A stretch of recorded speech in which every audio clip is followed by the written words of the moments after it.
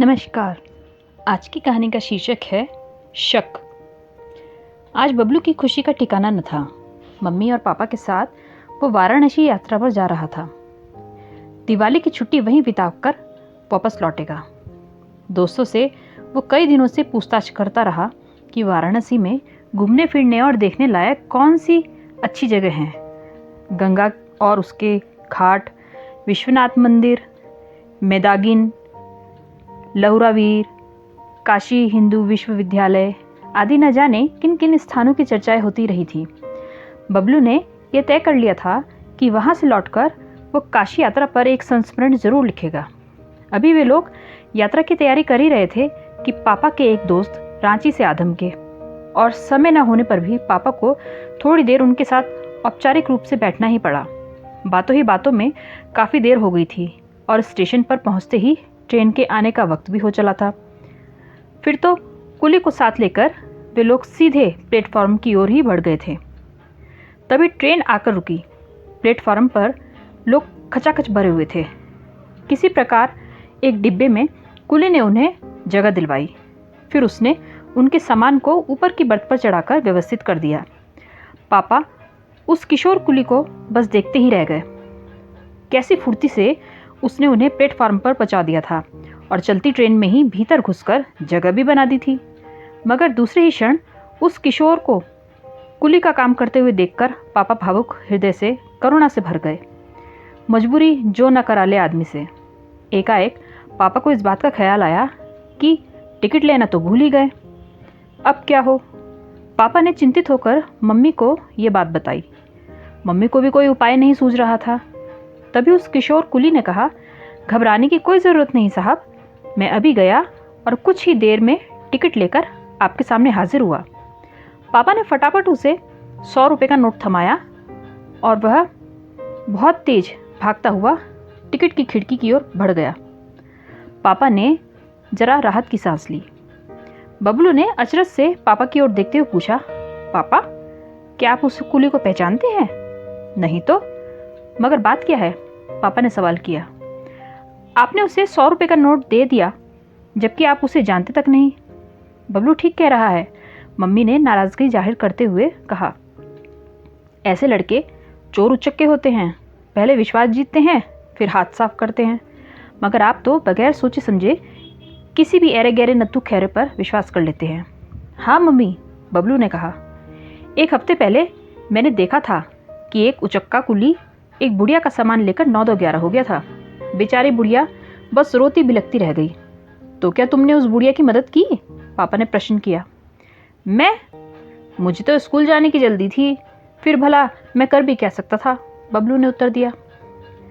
अभी उन तीनों में तर्क वितर्क चल ही रहा था कि एक सह यात्री ने कहा, ये लोग ठीक ही कह रहे हैं भाई साहब, वह लड़का तो अब आने से रहा। 100 रुपये आपने जानबूझकर पानी में बहा दिए। इस स्टेशन पर ऐसे उचक्के भरे पड़े हैं।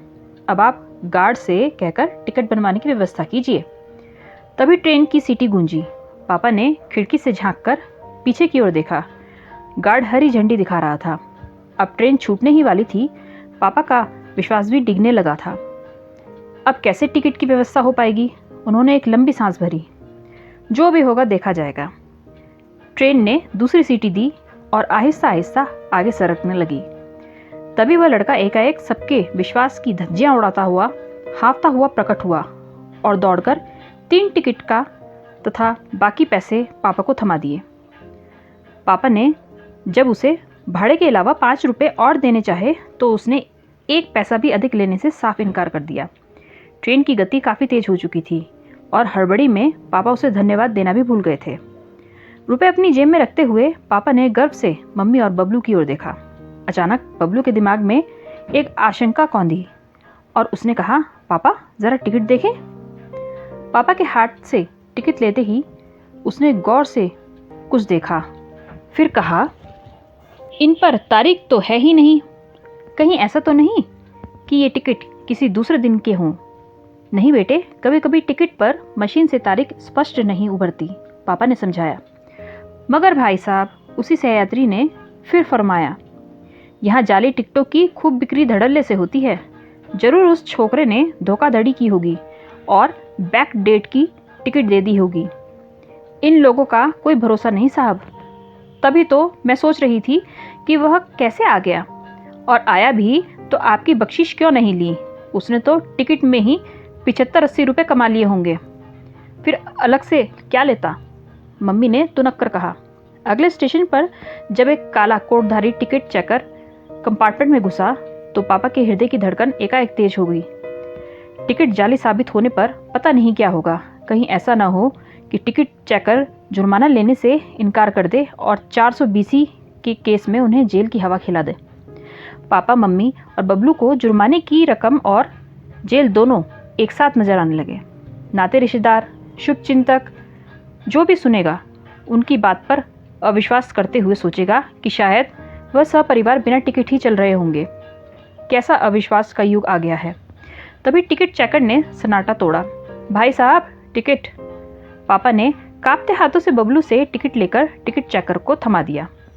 उसने तीनों टिकटों को गौर से देखा, फिर पेन से तीनों पर निशान लगाकर उन्हें वापस कर दिया। पापा का चेहरा विजय और गर्व से खिल उठा। उन्होंने मम्मी और बबलू की ओर देखा। उन दोनों के चेहरे पर पश्चाताप की रेखाएं स्पष्ट झलक रही थी। पापा, उस भले कुली पर हमने नाहक ही शक किया।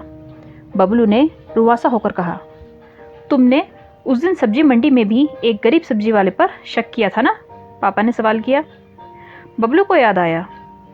उसने सब्जी बेचने वाले पर आरोप लगाया था कि उसने डंडी मारकर कम तौल की सब्जी दी थी, मगर सब्जी वाले ने बाट उतारकर डंडी दिखा दी थी। दोनों ही पलड़े संतुलित थे। बबलू ने जब खुद हाथ में तराजू लेकर तोली हुई सब्जी दोबारा तोली तो पाया कि सब्जी तो वजन से कुछ ज़्यादा ही थी। पापा ने जब मुस्कुराकर उस वक्त बबलू की ओर देखा था तो सब्जी वाले ने कहा था, बाबूजी, गरीब लोग को हरदम अविश्वास की नज़र से ही देखा जाता है। हाँ पापा, बबलू ने उत्तर दिया। उस रोज़ सब्जी वाले ने बहुत ही अच्छी बात कही थी। हमें गरीबों पर अविश्वास करने का कोई हक नहीं। पापा ने मुस्कान बिखेरते हुए कहा, इस दुनिया में अच्छे बुरे लोग हर जगह रहते हैं बेटे, मगर कहा गया है विश्वासम फलदायकम। जब तक कोई जायज़ कारण ना हो, कोई ठोस सबूत ना हो, किसी के प्रति गलत धारणा बना लेना उचित नहीं है। आपको ये कहानी कैसी लगी कमेंट बॉक्स में ज़रूर बताएं और चैनल को सब्सक्राइब करें। Thank you.